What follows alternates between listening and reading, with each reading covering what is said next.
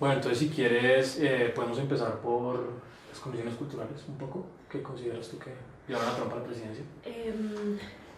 Hay un proceso largo en Estados Unidos que básicamente lleva a la clase media a un lugar en el que históricamente no había estado con anterioridad.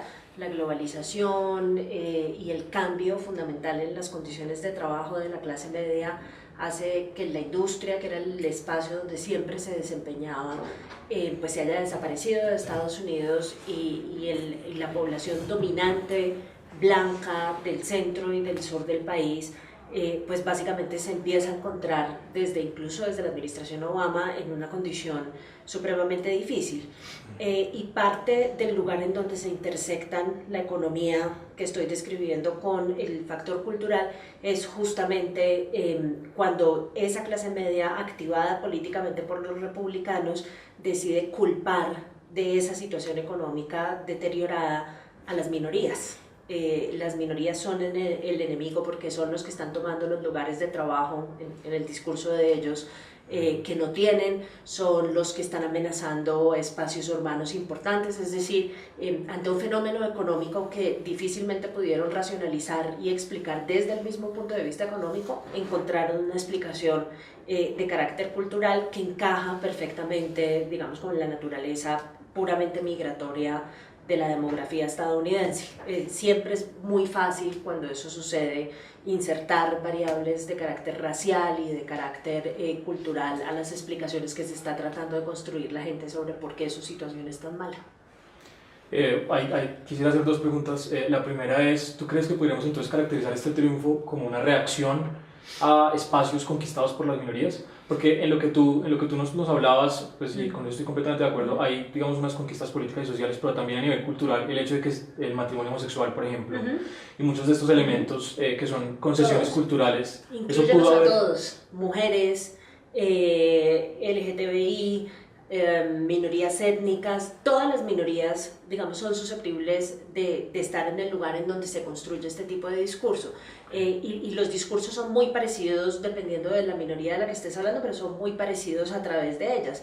El ingreso de las mujeres al mercado laboral con mucha más contundencia y en espacios de poder le crea resentimientos al hombre blanco tradicional, dominante, que siempre estuvo en el centro de los círculos de poder en Estados Unidos. Y es por eso, por ejemplo, que la figura de Hillary Clinton, digamos, importa que sea mujer, porque se convierte en un espacio para dejar salir esa política del resentimiento frente a las minorías que activan los republicanos. Igual sucede con las minorías musulmanas, activada también por toda la cosa de la guerra contra el terrorismo. Sucede con todos de la misma forma, con los mexicanos, etcétera, etcétera. Es un ejercicio además políticamente muy rentable porque una persona en una situación de deterioro social y económico está en búsqueda desesperada de una explicación a su propia situación y de una explicación que no pase por su propia responsabilidad, sino por la responsabilidad de los otros. Entonces lo que hacen los republicanos es política y electoralmente una movida supremamente efectiva en ese sentido. Entonces, digamos, eso podríamos como caracterizar un poco el populismo de derecha, ¿no? Que también con Le Pen, que esto es generar Sí, y pero más que populismo, digamos, sí es populismo, pero es un tipo de populismo muy particular, porque es un tipo de populismo, el populismo tradicional, por ejemplo, en la literatura de política comparada latinoamericana, los populismos anteriores, tanto de izquierda como o de derecha, eran populismos que se caracterizaban por unas propuestas de carácter económico que nunca se iban a poder volver realidad, es venderle a la gente, digamos, una suerte de plataforma que nunca, por diversas condiciones externas e internas, se va a poder poner en práctica. Este populismo es distinto, porque no solamente importa que haya promesas, como por ejemplo la de devolver todos los trabajos a los ciudadanos estadounidenses, que todo el mundo sabe que eso ya no se puede hacer, digamos, traer todas las industrias automotrices de vuelta al territorio estadounidense es prácticamente imposible porque no van a ser industrias competitivas por cuenta de las dinámicas de la mano de obra a nivel internacional. Pero además de hacer promesas que no se pueden cumplir, el populismo de Trump particularmente y el de los republicanos consiste en un populismo que acude mucho a las emociones de la gente, al resentimiento, a la rabia, a la frustración, a todos los sentimientos que están asociados con una condición, insisto, social y económica que se ha ido erosionando con el paso del tiempo. Entonces, en vez de construir un discurso acerca de cómo puede usted salir de esta crisis, se trata más de un discurso casi que psicológico, en el que uno le está ofreciendo a la gente una oportunidad de hacer un tipo de catarsis emocional de lo que le está sucediendo, sin que eso se traduzca en política pública, por supuesto. Entiendo. Y la otra pregunta que quería desprender de eso primero que mencionas es el asunto del rol que pudo haber jugado la misoginia en las elecciones. Podríamos decir que Estados Unidos no estaba listo todavía para una presidenta mujer después del primer presidente afroamericano. No, yo creo que sí estaban listos, pero este discurso particular que empezaron a gestar los republicanos, yo diría que durante las últimas 2 décadas lo hizo mucho más difícil. Estados Unidos, curiosamente, es un país que a nivel social y cultural ha avanzado muchísimo en materia de igualdad de género. Todavía tiene un trecho largo por recorrer, pero ha avanzado muchísimo, si quieres, en política pública en materia de igualdad de género. Y en las actitudes culturales. No es una sociedad, a diferencia de las sociedades latinoamericanas, digamos, con un gen machista y sexista tan fuerte. Pero lo que hace el discurso republicano es activar a través de la figura de Trump una cosa, un discurso y digamos una actitud hacia las mujeres como minoría tremendamente excluyente, agresiva, y muy poco respetuosa, digamos, de esos espacios que ya se habían ganado en materia de igualdad de géneros. Entonces, creo que en esa explicación grande que te doy acerca de la búsqueda de culpables, las mujeres encajaron también perfecto en eso. Pero entonces la misoginia podríamos establecerla como una estrategia del Partido Republicano, porque hay también quienes dicen que la campaña de Bernie Sanders le hizo, digamos, pues flanqueó bastante también a Hillary. Sí, y muchos también inclusive dicen que ni siquiera es el hecho de ser mujer, sino que ella no fue una candidata lo suficientemente carismática, que no logró energizar la base democrática. Sí, pero fíjate que las estrategias eran distintas. O sea, los dos estaban contra Hillary, pero la estrategia de Bernie Sanders era distinta porque la atacaba no por su condición de mujer, sino por su condición de pertenencia al establecimiento político estadounidense. Hillary Clinton es parte de la clase política tradicional que nos tiene donde nos tiene, y eso le ayudaba a Bernie Sanders a presentarse como un outsider y una persona nueva y con ideas muy distintas en el escenario de la política, a pesar de que él ya había estado en el Congreso y tampoco es que sea tan lejano, pero digamos, logró presentarse como una persona con ideas nuevas y la logró dejar a ella en un lugar de política tradicional que no era conveniente, especialmente si iba a competir contra Trump. Y Trump la ataca, pero ahí sí la ataca por su condición de mujer. Y es un ataque constante, no solamente en esa condición, sino en el trato corriente y regular durante la campaña, todo el proceso de los debates. Digamos, la discusión que tuvo con ella era una discusión permeada por todas partes de una simetría enorme en materia de género, la compulsión a callarla constantemente, a hablar por encima de ella, a tener una suerte de interacción que ya no es regular en la escena de lo público en Estados Unidos frente a las mujeres. Yo creo que de todas formas fue algo que activó también una parte del electorado que todavía tiene ese gen machista por ahí un poco escondido. Entonces ahí también podríamos hablar que en este caso sucedió similar, digamos, a como sucedió con el Brexit o como sucedió en Colombia, que las encuestas también afirmaban, porque hay gente que tal vez de pronto hay un racismo, como no siquiera nada más un racismo, sino como una misoginia también subyacente. Sí, claro. Yo creo que ese discurso pues es un poco frustrante para la gente que ha estado, digamos, metida en las luchas de género y que tenía la sensación de que se había avanzado enormemente, digamos, en las últimas 2 o 3 décadas, tal vez desde los 60 incluso no tenía la idea de que ese tema era un tema que había entrado como en la escena de lo público y que había permeado un montón de cosas, y efectivamente es un momento de retroceso, es un momento de retroceso en el que creo que muchos cometimos el error de pensar que eso ya estaba saldado, que ya habíamos llegado, digamos, a un tipo de sociedades que por lo menos nominalmente tenían absolutamente claro que hombres y mujeres somos iguales. Estamos en un escenario que es el escenario del retroceso, en el que mucha gente está intentando construir argumentos a favor de la desigualdad y a favor de la discriminación, y están teniendo mucho éxito electoralmente al hacerlo. La otra línea por la que quería que discutiéramos es un poco el control epistemológico de la verdad que como sociedad establecemos sobre este tipo de participantes. La democratización de la información evidentemente tiene muchos beneficios, pero también hay como un poco una dilución de las ideas principales y control de la verdad, pues, y la campaña de Trump con distracciones, digamos que eso es uno de los grandes éxitos Sí. y con el rol de Kellyanne Conway también, pues distrayendo. Sí. ¿Cómo nos puedes explicar un poco cómo percibiste todo ese proceso de... Es una cosa interesantísima porque cada vez que los medios de comunicación tradicionales hablan de la posverdad y de los fake news y demás, parecen estar haciendo referencia a los medios no tradicionales, al WhatsApp, a otro montón de lugares a través de los cuales, al mismo Facebook, a través de los cuales circula información que no es cierta y que no hay forma de controlar que sea o que no sea cierta. Y los mismos medios tradicionales son los que difunden la posverdad que crean los políticos, sin lugar a hacerle mucha revisión a lo que están diciendo y mucha tercerización. Yo siempre cito el ejemplo de la famosa reunión que tuvieron supuestamente Trump y Uribe y Pastrana en Mar-a-Lago, que todos los medios tradicionales difundieron la noticia y resulta que la noticia era absolutamente falsa. Entonces los medios tradicionales también son transmisores de la posverdad.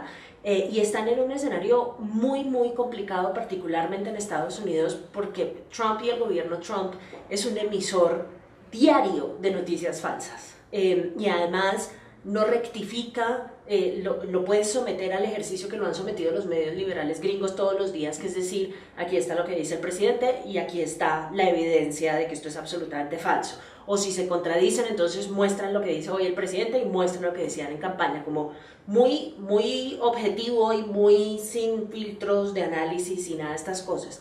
Y así todo, la Casa Blanca sigue insistiendo en que lo que ellos están diciendo es cierto. ¿Qué haces con eso? Digamos, es un ejercicio de construir una realidad alternativa que ellos no están dispuestos a revisar, y crea un escenario en el que están los medios que transmiten esa verdad oficial de la Casa Blanca y los medios que no la hacen. Polarizan y fragmentan el proceso de difusión de la información, y eso crea unos problemas a nivel social enormes. Entonces el asunto de la verdad, ¿podríamos decir que es un problema ético de los medios de comunicación o será epistemológico de nuestra sociedad y la manera como tan reticular en la que la información viaja hoy? Yo no estoy segura, esa es una muy buena pregunta. Yo no tengo claro todavía quién tiene la culpa ahí. Creo que hay un origen claro, que es el de los lugares de poder. Claro, hay otro tipo de fake news que no salen de lugares de poder, y a mí me parece que esos tienen un efecto mucho menos serio, porque cuando la gente recibe esa información dice, bueno, ¿de dónde viene esta información? Y si no viene de un lugar fidedigno, pues ya la descartas. No en todos los casos, en la mayoría de los casos. Pero cuando la información falsa viene de un lugar de poder, la gran pregunta es, ¿qué haces con eso? ¿Lo difundes como medio de comunicación, contrastándolo constantemente con la verdad, o no lo difundes y no empiezas una discusión sobre este asunto que te haga quedar como un opositor del gobierno de turno? ¿O qué haces? Y yo creo que los medios todavía no han logrado descifrar qué hacer con este tipo de información, no lo tienen claro. En todo lo que estamos es un escenario en el que parece que la única alternativa que les queda es el fact-checking, que es escuchar la cosa y decirle a la gente esto es cierto en esta medida o en esta medida no. Y no más. Sí, es un tema complicado. En ese mismo sentido, ya finalizando un poco, el triunfo de Trump, pues a mí me parece un tipo completamente desprovisto de carisma, ¿cierto? Mucha gente inclusive no lo ha caracterizado como un gran político, una mente brillante, y la victoria que él tiene es más electoral, pues en términos de colegio electoral, que de la mayor, de acogida de la población. Sí. Podría uno decir que detrás de la campaña de Trump hubo elementos brillantes, o todo, como que confluyeron una serie de situaciones, y más bien fue una cuestión fortuita. Yo creo que esa fue una campaña hecha por un visionario, que entendió además, y esto ojalá no lograra entenderlo nadie más y no pudieran aprender lecciones de esto, pero creo que ya descubrieron ese nicho. Descubrió que hay un sector de la población en casi todas partes que encuentra el establecimiento político y los medios de comunicación como un espacio de privilegio que no tiene absolutamente nada que ver con ellos, ¿sí? y que encuentra, digamos, que no los representan, que encuentran al contrario que los menosprecian, que no los entienden. Es la clásica tensión en el caso de Estados Unidos entre las ciudades, las grandes ciudades y los sectores rurales. Si uno se pone a mirar, eso sí es facilísimo, si uno se pone a mirar el resultado de las elecciones, en todos los estados sucedió lo mismo. Los sectores rurales estaban todos republicanos y los sitios donde quedaban las ciudades eran los demócratas.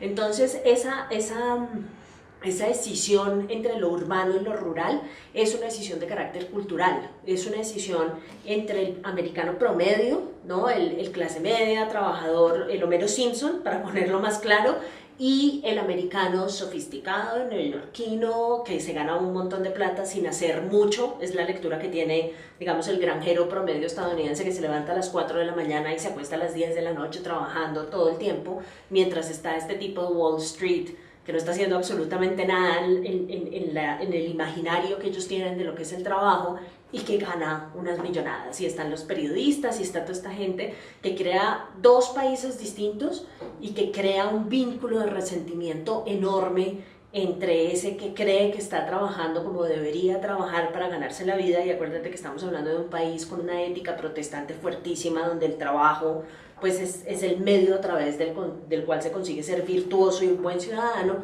y esa otra élite urbana que es consumidora de drogas, que es diversa, sexual, étnica y políticamente, y es una cosa totalmente ajena a la naturaleza del americano promedio. Y ese lugar en donde se dividen esas dos demografías fue el lugar que encontró Trump para activarse políticamente, y creó como enemigos a los medios y a las élites urbanas y a las minorías, a los intelectuales, a toda esa gente que está en esas ciudades. Eso es muy hábil. Ya para acabar, pues hay muchas más dudas, pero ya para acabar, ¿cuál consideras tú que fue la estrategia de éxito que llevó a Trump a dominar completamente los ciclos de noticias?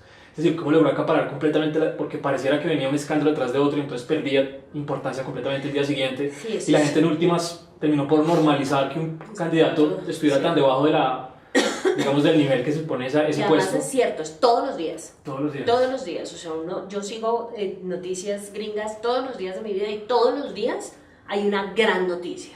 Y yo creo que eso tiene que ver mucho menos con política y gestión, porque esa no es realmente la noticia, sino con cada cosa que dice o deja de decir. Que hay una tensión grande entre la labor que tienen que cumplir los medios, sobre todo los medios liberales, que tienen interés en debilitar políticamente a Trump, de contar las cosas que dice o que deja de decir, para mostrarle a la gente que es un tipo que no puede que no puede generar empatía hacia poblaciones débiles, por ejemplo lo que pasó con Puerto Rico, o que es un tipo que siempre está pensando en sus negocios cuando hace visitas internacionales. O sea, identificarle errores constantemente, cosa que en la figura de Trump es facilísimo, todos los días puedes hacer eso. Pero simultáneamente lo expones, lo pones todos los días en los noticieros, y eso, digamos, genera un efecto que es el mismo efecto que lo llevó a la presidencia. Y los estudios que hicieron llegaron a la conclusión facilísima de que el candidato que tuvo más, lo que los gringos llaman free press, fue Trump. No tuvo que pagar publicidad. Y la lectura que hace la gente que es conservadora o que está al lado republicano es que esta obsesión de los medios liberales con Trump es una prueba más de la teoría que tiene él de que los medios son el enemigo. Entonces es una encrucijada terrible, porque si no lo cubres, entonces no tienes la oportunidad de dejarle claro al público cuáles son los problemas con él. Y si lo cubres, reafirmas el sesgo antimedios que tienen los conservadores en Estados Unidos. Ahí en esa dicotomía pues tan interesante que Trump completamente en contra de los medios, pero son los medios los que lo legitiman. Pensaría uno que a este punto de la sociedad, y sobre todo de la sociedad norteamericana, que ha sido caracterizada como crítica y madura políticamente, pues no, esa caracterización puede ser criticada, pero ese asunto de que la mala publicidad, inclusive si es mala publicidad, sigue siendo publicidad, o sea, es decir, exposición igual, legitimación, sigue siendo todavía muy cierto. No pues, podemos contar que la gente tiene una capacidad, o sea, no podríamos hablar de que hay un control más crítico de esa exposición. No, ¿sabes qué es lo que pasa? Que creo que sucede ahí que parte de lo que sucede con los medios en Estados Unidos sucedió durante la campaña, y es mucho más claro hoy que está en la presidencia, es que los medios empezaron a sentir que Trump era una amenaza tan grande, no para los medios en sí mismos, sino pues para la democracia, para la institucionalidad, para la estabilidad. Empiezan a sentir que es una amenaza tan grande que empiezan a sentir lo que yo a veces pienso es como una suerte de compromiso social con atacarlo y con debilitarlo políticamente. Eso lleva, por ejemplo, durante la campaña a que muchos medios de comunicación que nunca fueron públicos acerca de su apoyo político a un candidato en particular en periodo de elecciones tuvieran que salirse del closet y decir, no, este medio sí está con Hillary Clinton y este medio es demócrata. Y esto tuvo un costo enorme para los medios de comunicación en Estados Unidos, porque, y esto si quieres funciona también para el caso del sí y el no acá en Colombia. ¿Cuál es el problema que te genera eso? Que una vez gana uno de los candidatos, no existe la posibilidad de que la gente crea que el medio, habiendo adoptado en elecciones una posición política particular, después de las elecciones, entonces sí se va a quitar el ropaje político y va a empezar a ser imparcial. Entonces la gente le pierde confianza a los medios. Es la tensión clásica entre la necesidad de cumplir con una función social, traslada el argumento al caso colombiano, apoyar el sí, porque había que apoyar la paz, digamos, era un objetivo como alto y bien público y todo lo que uno quiera, y después quedarse atrapado en ese apoyo y no poder convencer a la gente de que es capaz de hacer cubrimientos ecuánimes en un momento determinado. Consecuencia, en el caso de Trump, hoy en día la gente le cree muy poco a los medios liberales que atacan a Trump, porque la lógica que usan es, bueno, si apoyaron a Hillary en la campaña, Hillary perdió, pues es perfectamente esperable que sigan en la oposición ahora que Trump está en el poder, y de eso no se van a poder liberar fácilmente. Bueno, muchas gracias. Yo creo que hay